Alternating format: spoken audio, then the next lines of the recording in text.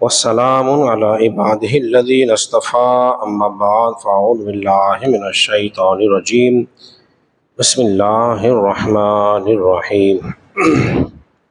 سامعین عزیز وقار، آپ حضرات درس سے حدیث سماعت کر رہے ہیں اور ریاض الصالحین سے آج ہماری حدیث نمبر جو ہے وہ 1516 ہے۔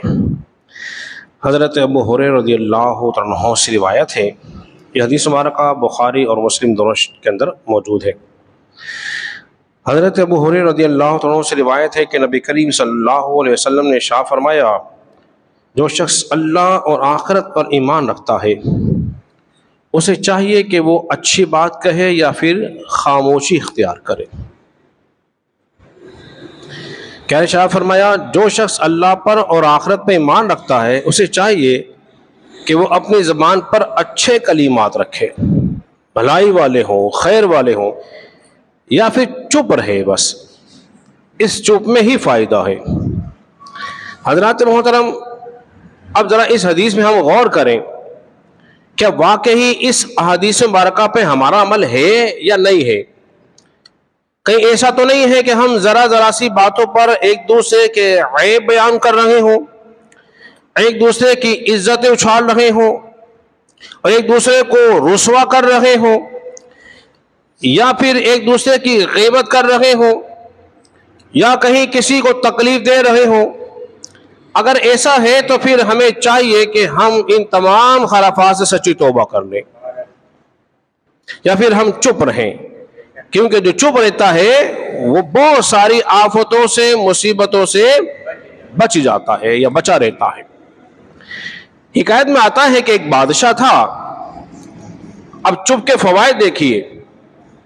ایک بادشاہ تھا، اس نے اپنے بچے کو مدرسے میں پڑھنے کے لیے لگایا کہ کچھ علم دین حاصل کر لے، اور استاد نے مدرسے کے اندر پہلی حدیث اس کو سنائی، یاد کرائی، اور بچے کے بھی کمال جائیے، استاد کی پڑھی ہوئی یا کہی ہوئی بات یا سنائی ہوئی حدیث مبارکہ اس نے ایسی گرہ باندھ لی کہ اس کو کھلنے نہیں دیا۔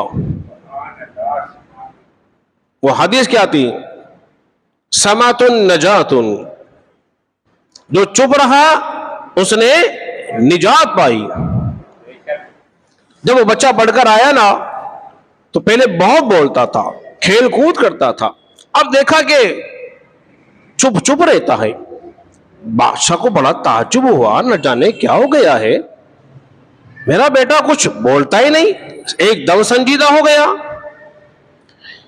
ایک دن دیکھا، 2 دن دیکھا، چند دن تو گزرے نا، اس نے مشورہ کیا، کیا ماجرا ہے، کسی طبیب کو دکھائیے، کہیں خدا نہ خواستہ کوئی جن بھوت کا اثر تو نہیں ہو گیا، جس طرح عموماً ہمارے یہاں ہوتا ہے، ہر چھوٹی بات میں ذرا سا کچھ ہو گیا، بولے جا چیک کیجئے، کوئی استخارہ نکالے کہ جادو تو نہیں ہو گیا۔ ارے بھائی، ہر ہفتے جادو؟ جب کاروبار چل پڑے تو جادو یاد نہیں آتا، تھوڑی سی تکلیف آ گئی تو فوراً جادو۔ تو یہ جادو کے کھیل کھیلنا بند کر دے اور اپنی کوتاہیوں پہ نگاہ ڈالے۔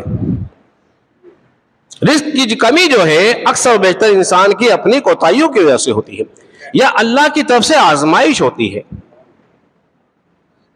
بہرحال کسی نے مشورہ دیا کہ کیوں نہ بچے کو سیر و تفریح کے لیے بھیجا جائے، جب یہ باغات میں جائے گا، کھیت کھلیان پہاڑوں درختوں کو دیکھے گا، اس کا دل بہلے گا، تو اس کی صحت ذرا اچھی ہوگی۔ اس نے کہا یہ مشورہ بالکل ٹھیک ہے جی۔ بادشاہ نے اپنے بچے کو بھیج دیا اور ساتھ ایک سپاہی بھیجا، دیکھو اگر کچھ کرے تو مجھے بتانا۔ پہلا دن گزرا، کچھ نہیں ہوا، دوسرا دن ہوا، کچھ نہیں ہوا، جب تیسرے دن گیا نا باغ میں ہی، تو کیا دیکھا، ایک درخت پر ایک کوئل جو تھی نا وہ کوں کوں کر رہی تھی، بول رہی تھی۔ اس نے کیا کیا، اس کو ذرا غور سے دیکھا نا کہ بول رہی ہے، تو وہ جو کوئل بول رہی تھی اس کا نشانہ لگا کر ایک شخص بیٹھا ہوا تھا۔ اس نے تیر چلایا، کوئل پہ جا کے لگا، وہ نیچے گر گئی۔ اس نے کہا صدقتا یا رسول اللہ۔ ارے سمجھے جملے کو، کیا کہا؟ صدقتا، اللہ کے رسول کا فرمان سچا ہے۔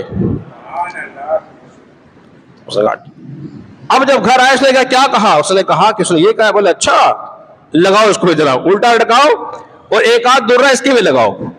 ہم سمجھ رہے ہیں کہ شاید کوئی بھوت ہو گیا, جنات ہو گیا, کچھ ہو گیا.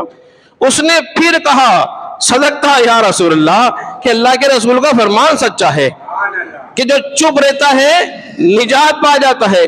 کوئل بولی تھی جان سے چلی گئی, میں بولا تو میں بھس گیا ہوں, میں بولا تو میں بھس گیا, وہ بولی تو جان سے گئی. تو حضرات محترم اس حدیث رسول میں غور کریں کہ واقعی چپ رہنے میں کیا ہے, بولیے نجات ہے. جب بھی بولیں گے اچھا بولیں گے, فضول نہیں, چھچورے بن کی گفتگو نہیں, اور دیگر خرافات نہیں. ہم تو مذاق میں بھی 1000 جھوٹ بول دیتے ہیں اور پھر کہتے ہیں دیکھو ہم نے آج کیسی تفریح لی,